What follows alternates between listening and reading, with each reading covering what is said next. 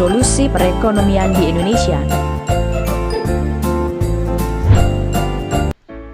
Kita tahu bahwa dunia saat ini sedang menghadapi suatu pandemi yang diakibatkan adanya wabah virus corona yang berasal dari negeri Cina. Pandemi COVID-19 ini berdampak luas terutama dalam sektor ekonomi, sehingga menyebabkan krisis ekonomi di berbagai negara, terutama di negara Indonesia. Lalu, bagaimana solusi perekonomian di Indonesia? Mari kita bahas dalam video berikut ini. Ada 3 cara pemulihan ekonomi nasional. Yang pertama, UMKM sebagai penopang pemulihan ekonomi. UMKM merupakan salah satu sektor yang paling besar terdampak akibat adanya pandemi COVID-19 ini. UMKM perlu mendapatkan subsidi bunga agar tetap bisa menjalankan usahanya di tengah wabah virus COVID-19 ini. Dengan adanya subsidi bunga ini, akan memberikan keringanan kepada pelaku UMKM, sehingga UMKM bisa berjalan di tengah pandemi COVID-19 ini.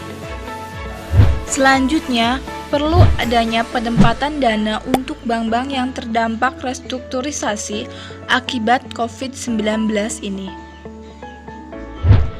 serta penjaminan kredit modal kerja bagi para pelaku usaha di tengah pandemi COVID-19. Selain itu, pemerintah juga perlu memberikan investasi pemerintah untuk modal kerja bagi UMKM yang terdampak akibat adanya COVID-19. Yang kedua, industri padat karya harus tetap beroperasi. Apa itu industri padat karya? Industri padat karya merupakan kegiatan pembangunan proyek yang lebih banyak menggunakan tenaga manusia jika dibandingkan dengan menggunakan tenaga mesin. Pada industri padat karya ini, banyak sekali pekerja dan juga para karyawan yang bekerja pada industri ini sehari-harinya. Yang ketiga, mencegah terjadinya PHK secara besar-besaran yang dilakukan oleh para perusahaan akibat adanya pandemi COVID-19.